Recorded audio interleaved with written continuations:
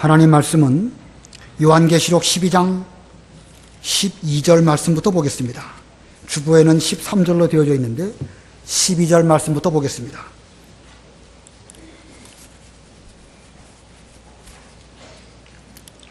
요한계시록 12장 12절.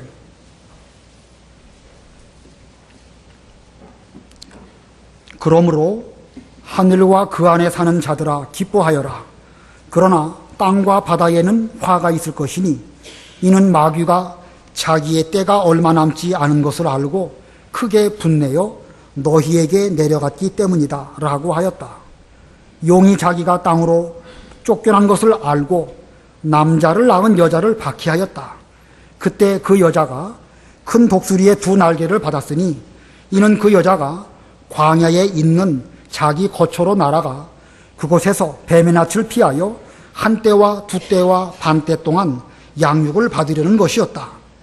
뱀이 그 입에서 여자의 뒤로 물을 강같이 토하여 그 여자를 물로 떠내려가게 하려고 하자 땅이 여자를 도와 그 입을 벌려 용의 입에서 나온 강물을 삼켜버렸다.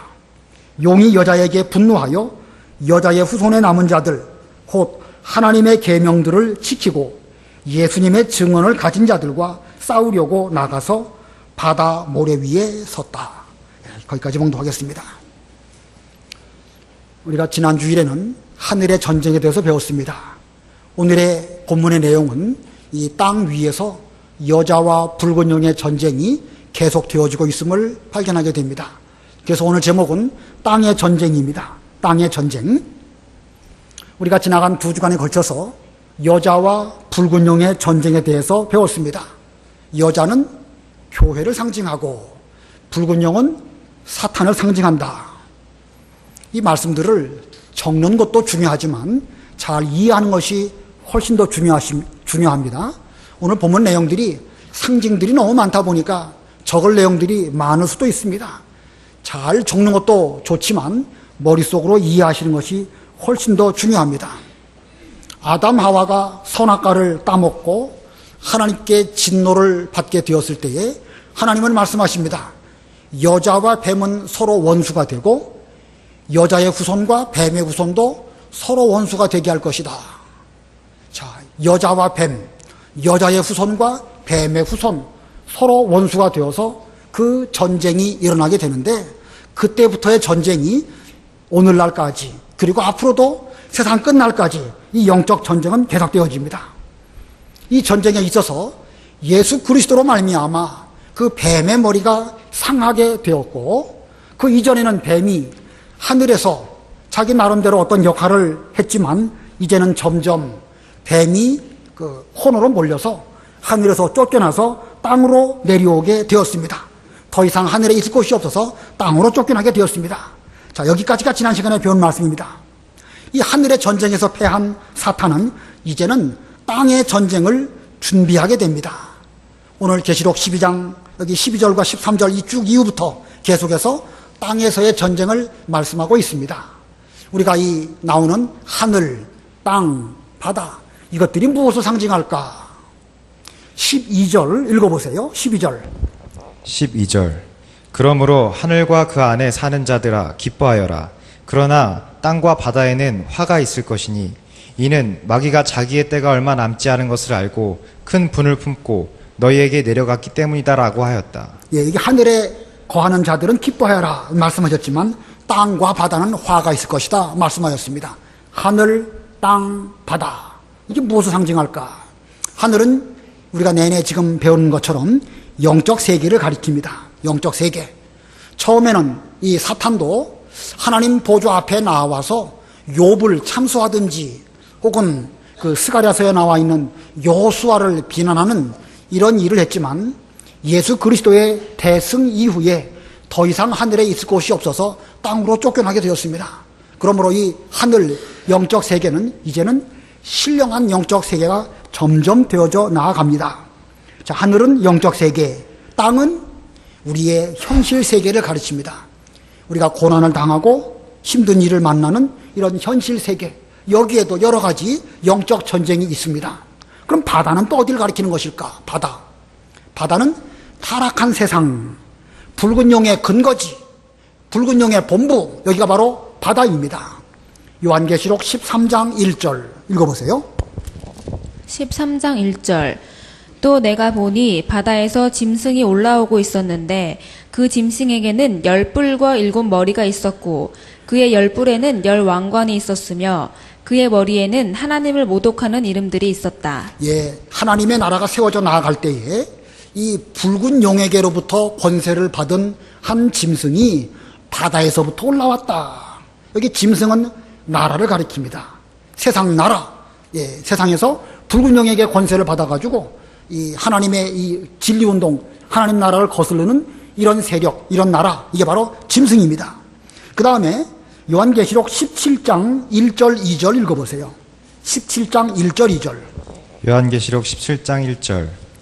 7대접을 가진 7 천사 가운데 하나가 와서 내게 말하기를 이리 와라. 내가 많은 물 위에 앉은 큰 음녀가 받을 심판을 내게 보여주겠다.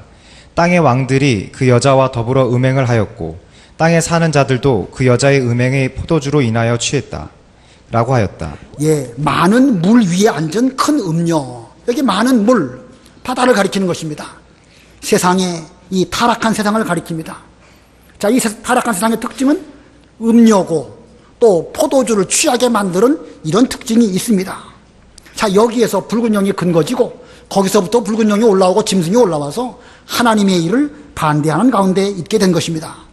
자, 이 사탄은 이와 같은 영적 전쟁을 하고 있는데 먼저는 하늘에서부터 쫓겨나게 되고 점점 그는 땅에서도 쫓겨나게 됩니다. 이 마지막에 이르러서는 불못에 던져지게 됩니다. 즉 지옥으로 던져지게 되는 것입니다. 이런 영적 전쟁에서 흰 말을 타신 예수님으로 말미암아 이기고 또 이기려고 하더라. 영적 전쟁에서는 예수님이 이기셨고 계속 이겨나가시는데 하늘 전쟁에서도 예수님으로 말미암아 이겼고 땅의 전쟁에서도 주님으로 말미암아 이기게 되는 것이고 마지막에 가서는 사탄은 이 붉은 용은 지옥불에 던져지고 더 이상 어떤 활동도 하지 못하는 그런 시대가 오게 되는데 그런 시대에 땅과 하늘은 새 하늘과 새 땅이 되는 것이고 바다는 더 이상 존재하지 않는 그런 때가 반드시 오게 될 것입니다. 요한계시록 21장 1절 읽어보세요. 21장 1절. 또 내가 새 하늘과 새 땅을 보니 처음 하늘과 처음 땅이 없어지고 바다도 더 이상 존재하지 않았다. 예, 그 이전에 하늘도 있고 땅도 있고 바다도 있었습니다. 그러나 이제 주께서 그 모든 것들을 다 승리하신 이후에는 새 하늘이 되고 새 땅이 됩니다. 바다는 더 이상 존재하지 않는다. 붉은 용이 있을 데가 없고 뭐 음행하고 포도주를 마시는 타락한 그런 세계는 더 이상 주님이 다스리시는 그 나라에는 존재하지 않게 되는 것을 말씀하고 있습니다. 우리 요한계시록 12장 1절에서 여자가 등장하게 되고 여자는 머리에는 해가 있었고 발에는 뭐가 있다고 그랬죠? 발. 안 배웠어요? 저 혼자 지금 떠드는 거 아닙니까? 여자의 발에는 달이 있다고 그랬죠? 달. 달은 그때 뭐라고 그랬죠? 2주 전에 배웠는데 달은 이게 반응이 없는 거 보니까 상당히 서운합니다. 예, 달은 만물을 가리킵니다. 만물. 하나님의 나라 이 교회가 앞으로 천하 만물을 다 다스리게 되는데 지금은 아니지만 이제 예수님을 머리로 한 이 교회가 하나님의 나라가 이 땅에 가득하게 될 때에 하늘도 땅도 바다는 더 이상 없어지는 이런 모든 것들을 다스리는 그런 시대가 오게 될 것을 말씀하고 있습니다. 최후로 승리할 때에 모든 만물이 완전하게 새롭게 되어서 교회의 발 아래 굴복하게 되는 것입니다. 하나님의 나라가 온 세상에 이루어지게 되는 것입니다. 자, 이렇게 여자와 붉은 용의 전쟁 이렇게 흘러가게 되는 것을 우리는 성경을 통해서 잘 깨달아야 됩니다. 이 계시의 말씀 여러분들은 현실감 있게 이 계시의 말씀을 깨달아야 됩니다. 그냥 무슨 어떤 그 상상 속에서 나오는 싸움, 뭐 컴퓨터 게임 정도로 생각하면 곤란합니다. 컴퓨터 게임 이름 중에는요, 아마겟돈이라는 컴퓨터 게임도 있고 아볼루온이라는 컴퓨터 게임도 있어요. 제가 그런 게임을 해본 건 아니고 전도하다 보니까 이 PC방 앞에 그런 포스터 붙어 있는 거 보고 참 성경에서 별의별 걸 다 갖다가 게임을 만든다. 이 여기 나오는 여자와 붉은 용의 싸움 이것을 무슨 게임 정도로 생각하면 안 됩니다. 이 성경의 계시대로 지금 하늘의 전쟁이 이루어지고 있고 앞으로는 땅의 전쟁이 이루어지고 있지만 이 전쟁에서 예수님과 예수님을 따르는 천사들과 우리들은 반드시 승리하게 되고 새하늘과 새 땅이 이루어지게 될 것을 성경이 계시하고 있습니다. 자, 우리가 그래서 지난 주일에는 하늘 전쟁에 있어서 어떻게 우리가 이길 수 있을까라는 걸 배웠습니다. 두 가지를 배웠죠. 어떻게 이길 수 있습니까? 광야에서 뭘 받는다고요? 양육을 잘 받아야 됩니다. 그리고 예수님이 싸우시고 또 미가엘 천사가 싸우는 것처럼 우리도 싸워야 되는데 어떤 태도로 싸워야 됩니까? 죽기까지 싸워야 되는 것입니다. 주님도 십자가에서 죽으심으로 그 전쟁에서 승리하신 것처럼 우리도 죽는 그 순간 우리는 영원한 천당에 가든지 또 죽음으로 말미암아 우리 역시도 승리할 것입니다. 근데 오늘 본문은 이 땅의 전쟁, 현실 세계에서 붉은 용과 싸울 때에 어떻게 이길 수 있을까라는 것을 살펴보게 됩니다. 자, 그런데 본문을 살펴보기 이전에 먼저 두 가지 좀 선결적으로 말씀을 드리려고 합니다. 이 땅이 있는데 여기 등장하는 땅 중에도 세 군데의 땅이 있음을 본문이 말씀하고 있습니다. 땅은 현실 세계라고 말씀드렸는데 현실 세계 가운데서도 첫 번째로는 일반적인 땅이 있어요. 보통 말하는 땅. 또 하나의 땅은 광야입니다. 광야도 땅은 땅이지만 오늘 본문에서는 땅과 광야를 뭔가 이렇게 구별적으로 말씀하였죠. 그래서 일반적인 땅도 있고 광야도 있고 맨 마지막 18절에 가면 바다 모래 위라는 말씀도 있죠. 바닷가 모래 위도 있습니다. 자, 땅에 주는 세 가지가 있어요. 첫 번째는 일반적인 땅, 두 번째는 광야, 세 번째는 바다 모래 위 이런 세 종류의 땅이 있다는 사실 기억하시고 또 오늘 본문을 보면 땅의 전쟁 가운데서도 두 가지로 나누어서 말씀하고 있습니다. 13절에 보면 남자를 낳은 여자가 붉은 용과 싸우고 있고 17절에 가면 여자의 후손에 남은 자들, 여자의 후손. 자, 남자를 낳은 여자, 그건 이전 세대 혹은 우리 오늘날 기성세대, 여러분들을 두고 말할 수도 있고 여자의 후손, 이것은 곧 이후 세대, 우리의 자녀들을 두고 하시는 말씀일 것입니다. 잘 기억하셔야 됩니다. 땅에는 세 종류가 있고 오늘 본문에 전쟁을 하는 데에는 두 세대로 나누어서 말씀하고 있다. 그래서 그 중에 첫 번째 남자를 낳은 여자가 승리한 이유. 남자를 낳은 여자가 승리한 이유입니다. 13절 읽어보세요.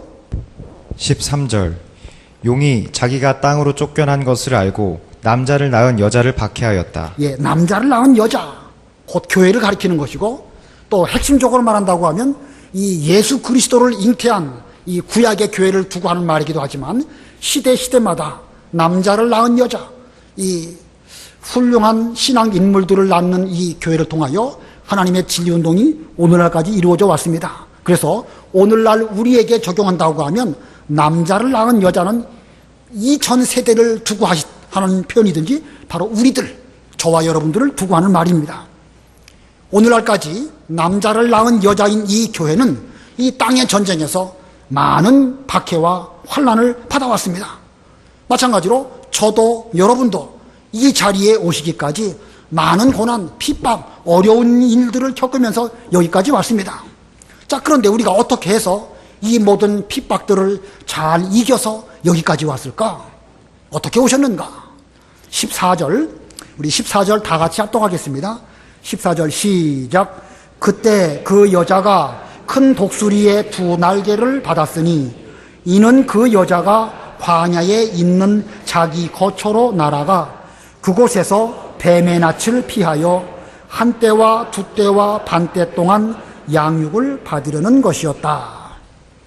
자, 여기 14절 한 절 가운데에 이 남자를 낳은 여자가 어떻게 붉은 용과 싸워서 이기게 되었는지를 말씀하고 있습니다. 우리가 승리한 이유 세 가지로 14절에서 말씀하고 있는데 그 중에 첫 번째는 큰 독수리의 두 날개를 받았기 때문입니다. 큰 독수리의 두 날개를 받았다. 본문에 누가 그 여자에게 큰 독수리의 두 날개를 주었는지 분명하게 명시하고 있진 않지만 의미적으로 볼 때는 하나님께서 이 교회에게, 바로 여자에게 큰 독수리의 두 날개를 주셨습니다. 그 날개를 의지해서 우리가 지금까지 이 붉은 용과의 싸움에서 이겼습니다. 자, 두 번째는 어떻게 이겼는가? 광야 자기 거처로 날아감으로 이겼습니다. 광야 자기 거처로 날아감으로 이겼습니다. 이 광야는 하나님께서 여자를 보호하시려고 준비해 두신 곳입니다. 우리가 지난 시간 배운 것처럼 6절에 보면 하나님께서 예비해 두신 장소, 바로 광야가 하나님께서 예비해 두신 장소라고 말씀하고 있습니다. 거기에 있었기 때문에 이 붉은 용과의 전쟁에서 이길 수 있었습니다. 세 번째, 어떤 이유로 이겼는가? 세 번째는 한때, 두때, 반때 동안 양육받았기 때문입니다. 한때, 두때, 반때 동안 양육받음으로. 자, 한때, 두때, 반때 다 더하면 몇 때가 되는 것이죠? 예, 세 때 반이 되는 것이죠. 한때 더하기, 두때 더하기, 반때, 세 때 반. 연수로 말하면 3년 반을 말하는 것이고, 의미로 말하면 7년 대환란의 절반 동안을 말씀하는 것이고, 개월로 말하면 42개월, 또 하루하루 날수로 말한다고 하면 1260일, 상징적인 숫자인데 그 기간 동안 하나님께서는 하나님의 교회 여자에게 독수리의 두 날개를 주셔가지고 광야 자기 곳으로 날아가게 하시고 거기에서 세 때 반 동안 잘 양육받게 하셨습니다. 그랬기 때문에 붉은 용의 이 권세를 이길 수 있었던 것입니다. 자, 여자가 승리한 이유 세 가지예요. 첫 번째가 뭡니까? 독수리의 큰 날개를 받았다. 두 번째로는 광야 자기 곳으로 날아갔다. 세 번째는 거기에서 한때, 두때, 반때를 잘 양육받았기 때문에 이겼다. 여기서 이렇게 상징하는 것들을 하나하나 다 설명한다는 것이 쉽지가 않습니다. 시간적으로도 어렵습니다. 그래서 간단하게 말씀을 드리고 중요한 점만 강조를 하려고 합니다. 독수리의 두 날개, 이건 하나님의 보호를 의미합니다. 독수리의 두 날개, 하나님의 보호. 출애굽기 19장에 보면 이스라엘 백성들이 애굽에서 출애굽하고 시내 광야까지 오게 되었는데 하나님 말씀하시기를 독수리의 날개로 업어서 너희들을 여기까지 인도했다, 이렇게 말씀하십니다. 독수리의 날개로 이스라엘 백성들을 업으셔서 그 출애굽한 이후 홍해를 거쳐서 여러 광야들을 거쳐서 이 시내 광야까지 왔다. 거기서 말하는 독수리의 날개, 하나님의 보호를 의미합니다. 이사야 7장 8장에 보면 임마누엘에 관한 말씀이 쭉 나오게 되는데 임마누엘의 날개를 펼쳐서 보호해 주신다, 이런 말씀이 이사야 8장에 있습니다. 임마누엘, 곧 예수님의 보호의 날개를 우리에게 펼쳐주심으로 붉은 용이 우리를 해치려고 할 때에도 하나님의 보호, 예수님의 보호가 있었기 때문에 우리는 해당하지 아니하고 이렇게 잘 보존되게 된 것입니다. 자, 그런데 오늘 본문에서 더욱 중요한 것, 강조하고자 하는 것은 여자가 광야 자기 곳, 자기 거처에 있었다는 것입니다. 이 광야라는 곳은 사람이 거하기가 아주 어려운 곳입니다. 먹을 것도 없고 마실 물도 없고 심지어 뜨거운 햇볕이 내려쬐을 때에는 40도, 50도, 60도 가까이도 올라가는 그런 곳입니다. 어쩌다가 비가 오면 비는 완전히 땅속으로 흡수되어져서 전혀 농사할 수 없는 것이 바로 이 광야입니다. 자, 여자가 광야 거기에서 양육받는 거 1260일, 세 때 반, 힘들었겠습니까? 안 힘들었겠습니까? 여자의 몸으로 광야에서 양육받는 거, 이거 뭐 결코 쉽지 않습니다. 그럼에도 불구하고 하나님께서는 광야 자기 곳으로 그 여자로 하여금 가게 하셨고 거기에서 얼마 동안 양육받게 하셨습니다. 자, 그런데 이 여자가 아주 힘든, 광야의 힘든 과정 가운데 있었을 때에 용의 공격이 있었습니다. 용의 공격. 본문 15절 읽어보세요. 15절. 뱀이 그 입에서 여자의 뒤로 물을 강같이 토하여 그 여자를 물로 떠내려가게 하려고 하자. 예, 여기 15절에 보면 용의 수책이 나옵니다. 용의 수책이 무엇이죠? 뒤에서 공격해서 물로 떠내려가게 하는 것이 이 용의 수책입니다. 뒤에서 공격하여 물로 떠내려가게 한다. 잘 기억하셔야 됩니다. 중요한 의미가 있습니다. 뒤에서 공격하는데 물로 떠내려가게 한다. 이 용의 술책은 항상 뒤에서 공격하는 것입니다. 우리 앞에서 용이 그 꼬리로 별 3분의 1을 땅으로 떨어뜨렸다. 거기서 말하는 꼬리, 그 뒤로 배후에서 공격하는 것이죠. 아주 교묘하게 거짓말과 술수로 하나님의 그 성도들을 떨어뜨려 가지고 타락하게 만드는 그 일, 그것이 바로 용의 술책입니다. 그는 항상 배후를 공격합니다. 이만하면 괜찮지 않겠는가, 좀 편안하게 생각하고 있을 때 갑자기 습격합니다. 이스라엘 백성들이 출애굽하고 그 르비딤 광야를 지나갈 즈음 그들이 마실 물이 없어가지고 고난을 겪다가 겨우 하나님의 은혜로 물을 좀 마시고 쉬려고 하니까 아말렉이 쳐들어왔습니다. 아직 미처 싸울 준비도 안 돼 있는데 이 아말렉이 쳐들어온 것입니다. 용의 술책은 항상 그와 같습니다. 그때에 모세는 손을 들고 아론과 훌은 잘 받들고, 그리고 여호수아는 백성 가운데 뽑아가지고 나가서 싸웠기 때문에 그 전쟁에서 이기게 되었던 것이죠. 이 말세의 전쟁에서도 이 용은 항상 여자의 뒤, 교회의 뒤, 바로 여러분들의 뒤에서 공격함으로 그들은 그 물을 입에서 강같이 토해내므로 그 물에 이 하나님의 사람들이 떠내려가도록 하는 것, 이것이 바로 용의 수책입니다. 아까 용의 근거지가 어디라고 그랬죠? 용의 근거지가 어디라고 그랬죠? 바다입니다. 바다. 그러다 보니까 용은 이 물을 중요한 무기로 사용하고 있습니다.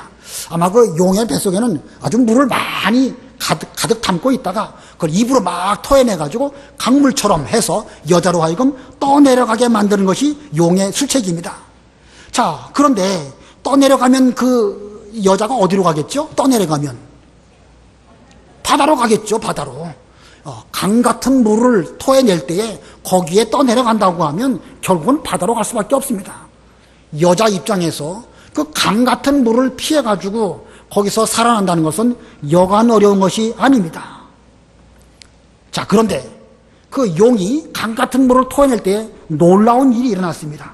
본문 16절 다 같이 합독하겠습니다. 16절 시작. 땅이 여자를 도와 그 입을 벌려 용의 입에서 나온 강물을 삼켜버렸다. 예, 땅이 여자를 도와 그 입을 벌려서 용이 토한 그 물들을 다 삼켜버렸다. 땅이 여자를 도와준 것입니다. 땅. 그러면 여자가 머물고 있는 그 땅은 어떤 땅일까? 아까 땅 중에도 몇 가지가 있다고 그랬죠? 일반적인 땅도 있고 광야도 있고 바닷가 모래도 있는데 지금 이 여자가 머물고 있는 땅은 어떤 땅입니까? 모래 위에 있습니까? 지금 이 여자가 있는 땅이 어느 땅이에요? 광야, 독수리의 두 날개를 받아가지고 광야 자기 곳에서 머물렀습니다. 얼마나 고통스럽고 힘듭니까? 그런데 이 용이 물을 토해내가지고 떠내려가게 하려고 했는데 마침 그 땅은 어떤 땅입니까? 물을 광야이기 때문에 물을 잘 흡수하는 땅이었고 그래서 떠내려가지 않게 된 것입니다. 자, 이 여자가 광야에 머물렀다. 한편으로 보면 보통 어려운 것이 아니지만 그러나 이 붉은 용의 공격을 막아내는 데 있어서 그 광야 땅에 있었다는 것은 천만다행이 아닐 수가 없습니다. 이 여자가 붉은 용의 전쟁을 이길 수 있었던 것, 그것은 하나님께서 예비하신 광야, 거기에 독수리의 두 날개를 힘입어 가지고 날아가서 거기서 잘 양육을 받았기 때문에 이 용이 토한 물을 잘 이기고 승리할 수 있었던 것입니다. 만일 일반 땅, 이런 땅 가운데 있었다. 비 얼마만 오면 금방 떠내려갈 수밖에 없었고 심지어 바닷가 모래 위에 있었다고 하면 용이 조그만 물을 토해내도 금방 바다로 떠내려갈 수밖에 없었을 것입니다. 자, 하나님께서는 이 모든 일들을 다 아시고 광야 자기 곳으로 그들 양육하는 장소를 마련해 놓으시고 거기 가서 잘 양육받도록 그렇게 하셨던 것입니다. 자, 이 호세아에도 그 말씀이 있습니다. 호세아 한번 찾아보시기 바랍니다. 호세아 2장 14절 15절. 호세아 2장 14절. 그러므로 보아라, 내가 그 여자를 타일러 광야로 데려가서 다정히 말하고 거기서 내가 그 여자에게 그 여자의 포도원을 주고 아골 골짜기가 소망의 문이 되게 할 것이니 거기서 그 여자가 어렸을 때 곧 이집트 땅에서 올라오던 때와 같이 노래할 것이다. 예, 여기 여자는 결국 이스라엘 백성을 가리키는 것입니다. 하나님께서 이스라엘 백성들인 그 여자를 잘 타일러서 광야로 데리고 가셨다. 그리고 다정하게 말씀하셨다. 데리고 가셨다. 우리 개역성경에는 계유하셨다라고 표현하고 있죠. 계유라는 게 무슨 뜻입니까? 가기 싫은데 살살 꼬셔가지고 글로 가게 했다, 그런 뜻입니다. 근데 그 하나님께서 그 이스라엘 백성들을 꼬셔가지고 가게 했다. 그거 좀 거북하지요? 자, 이것은 가기 싫은데 만일 그 여자가 이스라엘 백성들이 광야에 가갖고 40년 동안이나 고난 당할 것을 알았다고 하면 아무리 하나님께서 꼬신다고 한들 가겠습니까? 안 가겠습니까? 안 가지요. 안 가는데 하나님께서는 살살 타일러서 광야로 가자. 광야로 가면 물도 주고 내가 먹을 것도 만나러 내려주고 이렇게 말씀하셨습니다. 그랬더니 그 말씀을 순종해서 조금씩 가서 거기서 다정한 하나님의 말씀을 들었습니다.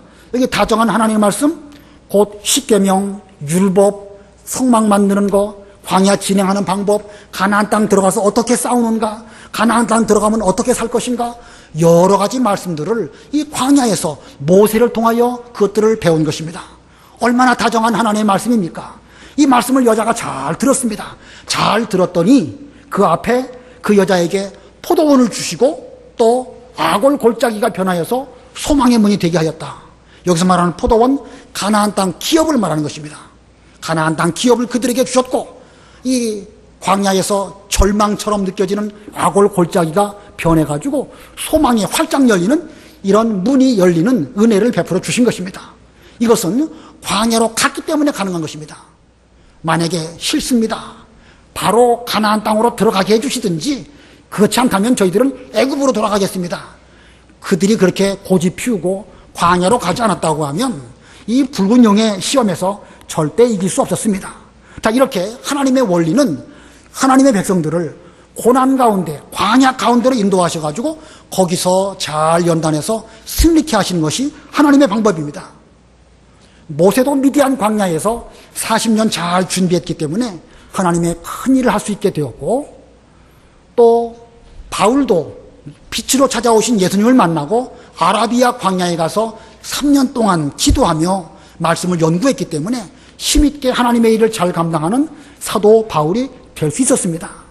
세례 요한도 이스라엘에게 나타나기 전까지 그는 광야에 머물면서 하나님께 기도하고 준비했습니다.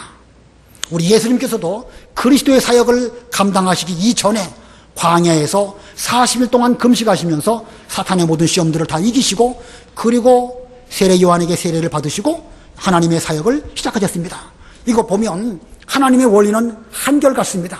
우리로 하여금 먼저 광야에 머물면서 고난받게 하시고 그 고난을 통하여 잘 연단해서 그 이후에 하나님의 일을 하게 하십니다. 여러분들은 어떠신가요? 여러분들은 이 시점, 이 자리까지 오시는 동안에 어떤 과정을 겪어서 여기 오셨습니까? 편안하고 안전하고 아무 문제 없이 여기에 척 와서 앉아 계십니까? 아니면 수없이 많은 어려운 일 가운데에서 여기까지 오셨습니까? 우리가 어떻게 해서 오늘 이 자리에 있을까? 공부 많이 하고 돈 많이 벌어서 내가 하나님을 섬길까? 그렇지 않습니다. 하나님께서는 우리들에게 필요 적절하게 우리에게 고난을 주시고 거기서 광야를 잘 견디게 하셔가지고 우리로 하여금 이 자리까지 오게 해주셨던 것입니다. 우리가 고난을 겪을 때에는요, 마치 그 앞에 이 깎아지른 듯한 절벽이 있는 것 같아가지고 내일 아침은 어떻게 무엇을 먹고 어떻게 살아갈까 하루 앞을 알 수 없는 이런 일들이 저도 많이 있었습니다. 자, 한 발자국만 디디면 이 낭떠러지 같은 데로 떨어지게 될 것 같은, 그래서 전혀 앞이 보이지 않는 이런 일도 있었습니다. 그럴 때 우리가 어떻게 이겼는가? 하나님의 집 교회에 와서 방석을 부둥켜 안고 눈물로 호소하고 딱 한 번만 저희들에게 은혜를 베풀어 주시면 앞으로 하나님 잘 섬기겠습니다. 이렇게 하나님을 의지했더니 그때마다 우리에게 만나도 주시고 마실 물도 주셔가지고 어려운 광야길 여기까지 인도해 주셔가지고 우리가 이렇게 이 자리에 서 있게 된 것입니다.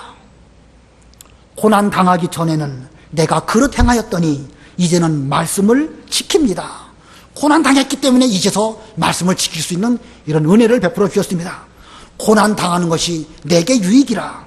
이로써 주님의 규례들을 배우나이다. 고난을 많이 겪었기 때문에 이렇게 하나님의 규례를 지키는 것이 그게 합당한 것이구나. 비로소 깨닫게 되었던 것입니다. 저도 여러분도 우리 기성세대들, 이전 세대들은 하나님께서 우리에게 여러 과정 광야의 고난을 통하여 인도하셔가지고 오늘 이 자리까지 오게 되었고, 그로 말미암아 우리 배후에서 용이 물을 강같이 토해냈을지라도 하나님이 붙들어 주셔가지고 떠내려가지 않고 이렇게 신앙생활 잘하게 해주셨습니다. 이 광야가 우리에게는 큰 복입니다.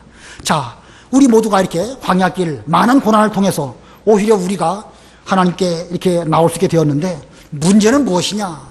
우리의 다음 세대입니다. 우리의 자녀들입니다. 자, 그래서 두 번째 대지는 여자의 후손이 승리하는 법입니다. 여자의 후손이 승리하는 법. 우리의 다음 세대가 이 땅의 전쟁에서 붉은 용과 싸워서 이길 수 있으려면 어떻게 될 것인가? 17절, 18절 우리 다 같이 합독하겠습니다. 17절, 18절 시작. 용이 여자에게 분노하여 여자의 후손에 남은 자들 곧 하나님의 계명들을 지키고 예수님의 증언을 가진 자들과 싸우려고 나가서 바다 모래 위에 섰다. 여기 여자의 후손에 남은 자들, 여자의 후손에 남은 자들이라고 표현하고 있습니다. 여기 남은 자들이 누구일까? 여기 남은 자들에 대해서 설명해 주고 계시죠? 곧 첫 번째는 하나님의 계명을 지키고 두 번째는 예수님의 증언을 가진 자들, 여기 남은 자입니다. 여자의 후손들이 있기는 있는데 여자의 후손이라고 다 남은 자는 아닙니다. 여자의 후손들이 많이 있는데 그 가운데에서 첫 번째로는 하나님의 계명을 지키고 두 번째는 예수님의 증언을 가진 자라야 남은 자입니다. 하나님의 계명을 지킨 자, 하나님의 계명, 성경을 지식적으로 많이 알고 그걸 지키려고 노력하는 이런 것이 있어야 됩니다. 그런데 그건 이해가 되는데 예수님의 증언을 가진 자들은 무슨 뜻일까? 예수님의 증언, 예수님의 증거 혹은 간증, 신앙적인 체험 이런 뜻입니다. 무슨 뜻이냐면 믿음을 지키려고 하다 보면 힘든 때 기도했더니 하나님의 사랑을 깨닫게 되고 예수님이 도와주신 것을 체험하게 되고 그래가지고 그것이 마음속에 있습니다. 그리고 어디 가서 말할 때에 내가 언제 어떤 어려움을 겪었는데 예수님께서 나를 붙들어 주셨기 때문에 나는 이만큼 믿음을 지킬 수 있게 되었습니다. 저에게는 예수님의 증언이 있습니다. 예수님께서 나와 함께 하신다는 증거가 있습니다. 이게 바로 예수님의 증언입니다. 이런 예수님의 증언을 갖고 온 사람, 물론 성경에 여러 가지 말씀들을 잘 깨닫는 것도 중요하지만 그런 체험을 몸으로 겪은 사람, 체득한 사람은 마음에 확신이 있습니다. 그것이 그 사람에게는 믿음의 증거가 되는 것입니다. 현재 우리들의 자녀들에게는 이 두 가지가 있을까 없을까 생각해 봐야 됩니다. 여러분들도 다 자녀들을 기르시는 부모님들 많이 계신데 여러분의 자녀들에게는 이 두 가지가 있습니까? 하나님의 계명을 잘 지킵니까?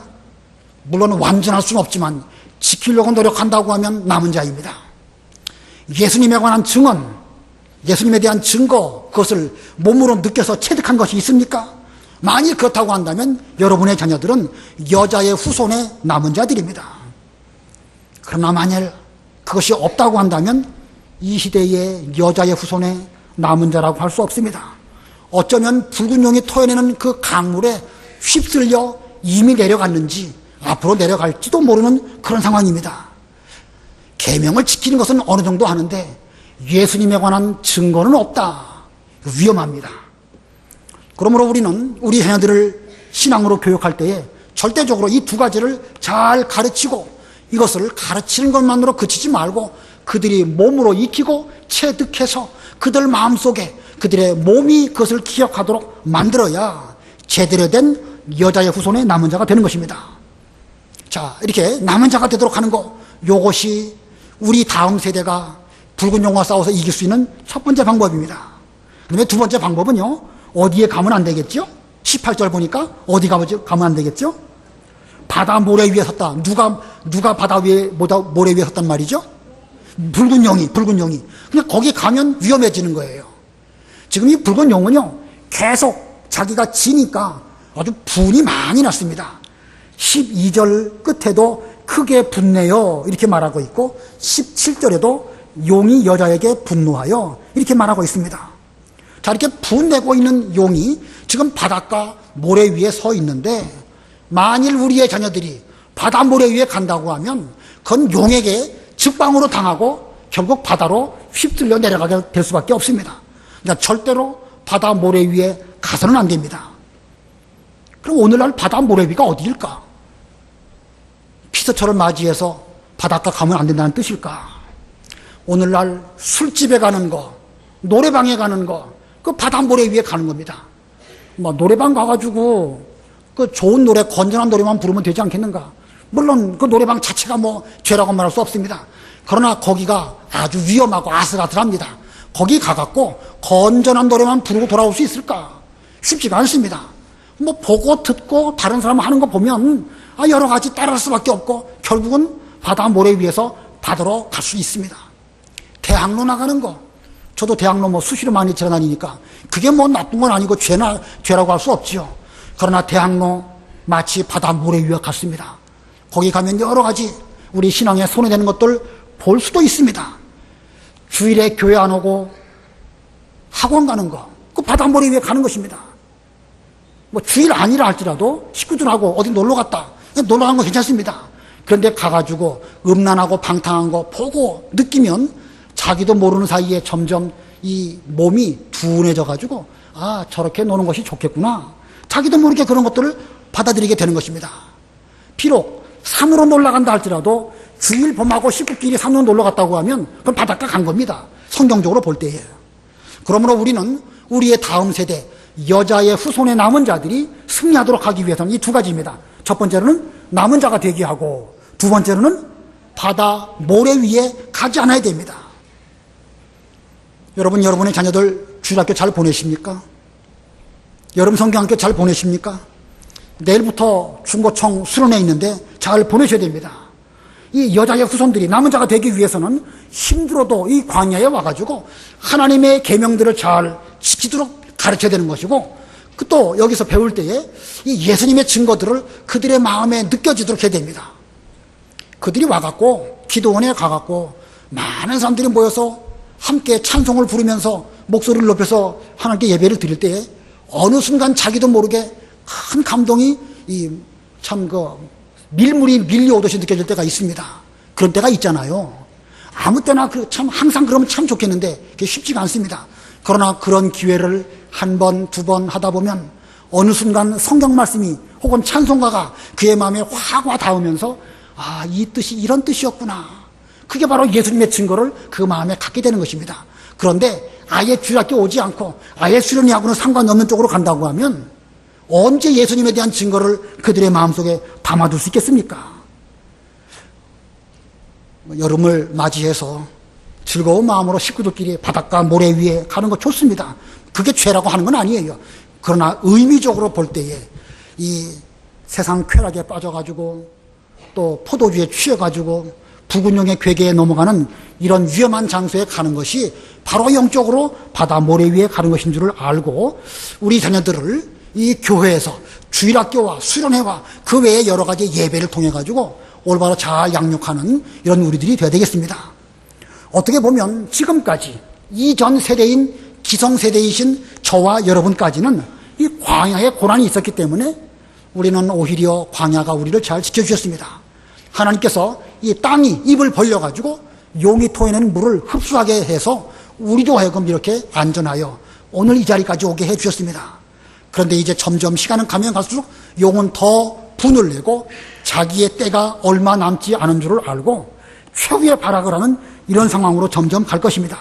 그러면 그럴수록 우리들은 하나님의 말씀을 잘 가르치고 예수님의 증거가 그들 심령 속에 있도록 잘 가르치고 그리고 바닷가 모래가 얼마나 위험한지 잘 일깨워 주어서 저들도 앞으로 우리가 지금까지 승리하여 여기까지 오게 된 것처럼 저들도 계속해서 승리해서 앞으로 새하늘과 새 땅이 우리에게 이루어질 때까지 이 영적 전쟁을 계속해서 승리로 나아가는 저와 여러분들과 여러분의 후손들이 다 되시기를 바랍니다.